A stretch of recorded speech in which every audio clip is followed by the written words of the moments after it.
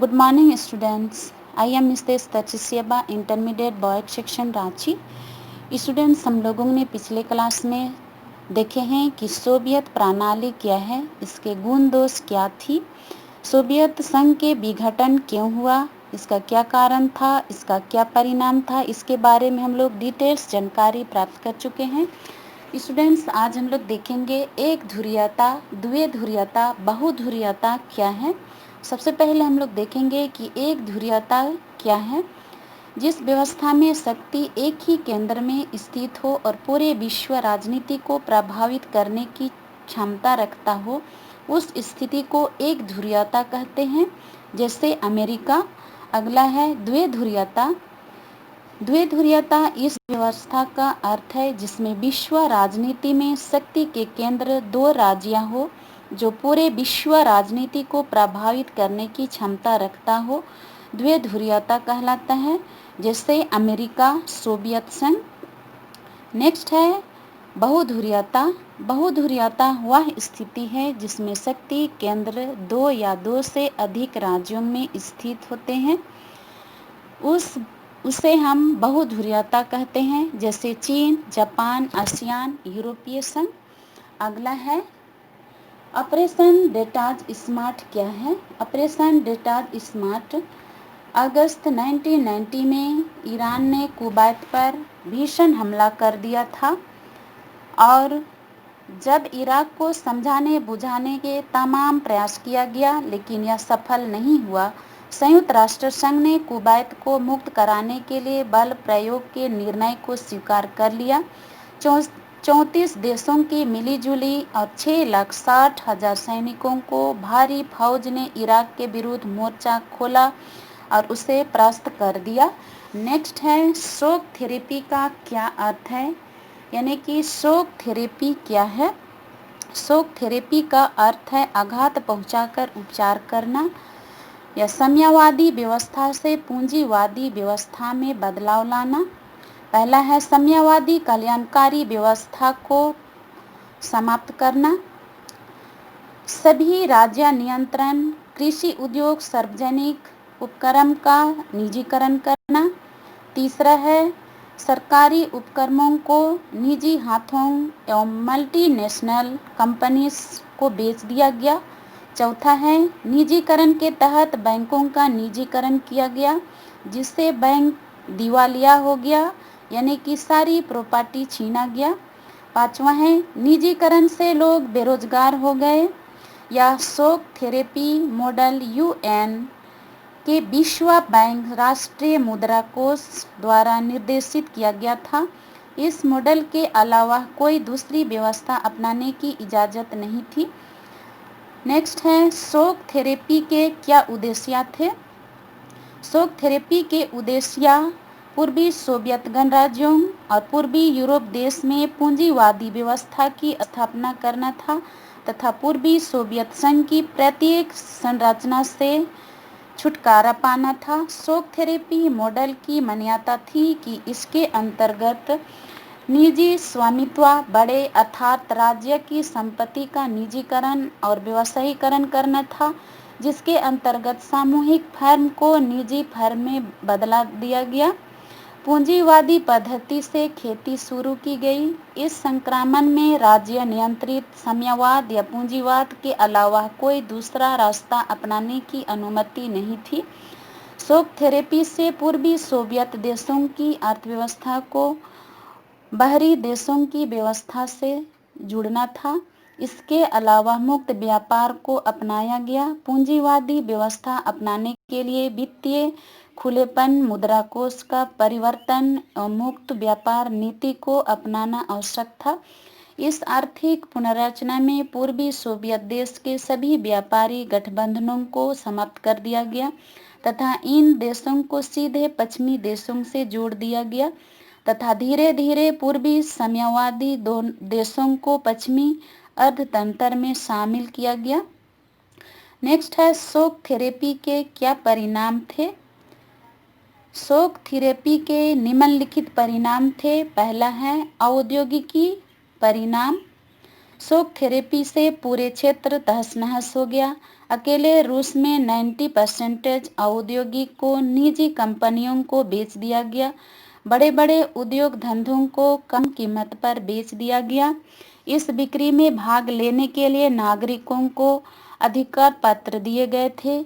इससे काला बाजारी बढ़ने लगी। दूसरा है आर्थिक परिणाम। दूसरी मुद्रा रुपये की कीमत गिर गई। मुद्रा स्फीति के कारण आम लोगों की जमा पूंजी चली गई। सामूहिक खेती प्रणाली समाप्त होने गई। खाद्यान्न सुरक्षा समाप्त हो गया। रूस का घरेलू उत्पादन निचले स्तर पर आ गया। सभी पुरानी व्यापारी गतिविधियों को बंद किया गया, लेकिन इसके जगह कोई दूसरी व्यवस्था नहीं की जा सकी। तीसरा है सामाजिक परिणाम। समाज कल्याण की सभी पुरानी व्यवस्था को समाप्त कर दिया गया। सरकारी सब्सिडी बंद कर दी गई, जिसकी सबसे अधिक मार गरीबों पर पड़ी। मध्यम वर्ग और बुद्धिजीवी वर्ग के लोग देश छोड़कर चले गए। कोई देश में माफिया वर्ग का उदय हुआ, जिन्होंने आर्थिक गतिविधियों को अपने नियंत्रण में ले लिया। इस प्रकार पूर्वी साम्यवादी देश ने अमीरों और गरीबों के बीच गहरी आर्थिक असमानता आ गई। 4 है राजनीतिक परिणाम। शॉक थेरेपी के प्रभाव के कारण सोवियत देश में जल्दबाजी में संविधान का निर्माण किया गया। रूस सहित कई देशों में राष्ट्रपति को कार्यपालिका बना दिया गया। उसे हर प्रकार के शक्ति सौंप दी गई, जिसके कारण संसद कमजोर संस्था बन गया। कई देशों में राष्ट्रपति सत्ताबाजी हो गई। यूरोप के साम्यवादी देशों में पूंजीवादी को अपना लिया गया। नेक्स्ट है भारत सोवियत संबंध। भारत सोवियत संबंध शीत युद्ध के दौरान भारत और सोवियत संघ के बीच बहुत गहरे संबंध था। पहला है राजनीतिक संबंध।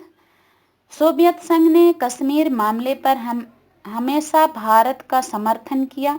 इसके अलावा भारत जब भी किसी बड़े संघर्ष में पड़ा है, सोवियत संघ ने इसकी सहायता की है। जैसे 1962 का भारत चीन युद्ध, 1965 का भारत पाकिस्तान युद्ध, 1966 में भारत और पाकिस्तान के बीच तशकंद समझौता, 1971 में बांग्लादेश की आज़ादी को लेकर भारत युद्ध तथा 1971 में भारत और रूस के बीच 20 वर्षों के लिए शांति, मैत्री और सहयोग की संधि हुई, जो आज भी जारी है। अगला है आर्थिक संबंध।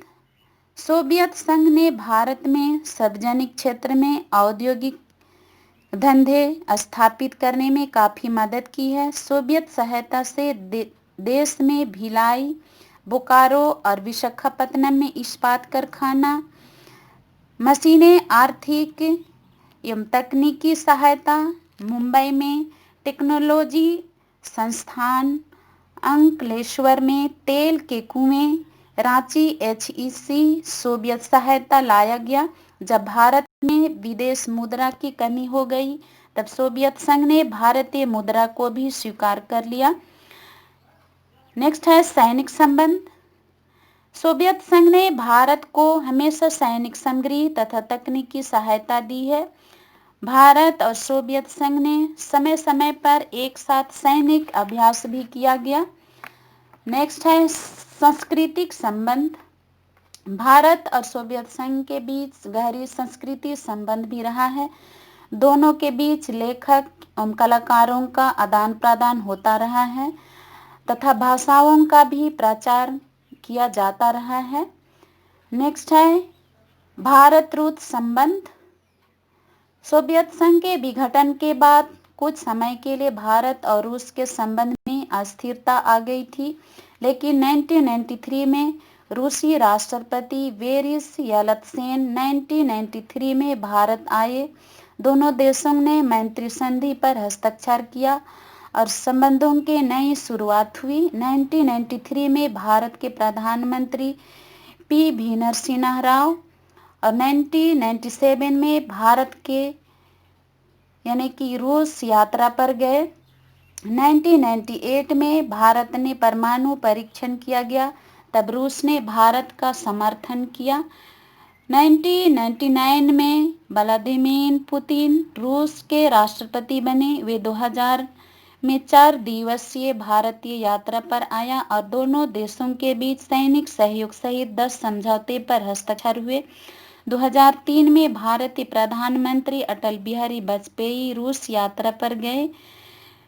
4 या 5 दिसंबर 2008 को रूसी राष्ट्रपति दमित्र मेदवेदेव भारत यात्रा पर आए और दोनों के बीच द्विपक्षीय सहयोग सहित 10 समझौते पर हस्ताक्षर हुए। रूस भारत के संबंध सैनिक, विज्ञान एवं प्रौद्योगिक, आंतरिक, नागरिक, परमाणु ऊर्जा, सैनिक सहयोग, परमाणु ऊर्जा सहयोग, परमाणु संयंत्र, लड़ाकू विमान के निर्माण जैसे विषयों पर सहयोग संबंध बनाए हुए हैं। 8 से 10 जुलाई 2015 तक भारतीय प्रधानमंत्री नरेंद्र मोदी की रूस यात्रा पर गए थे। व्लादिमीर पुतिन के साथ द्विपक्षीय वार्ता हुई। आज के लिए इतना ही। Thank you.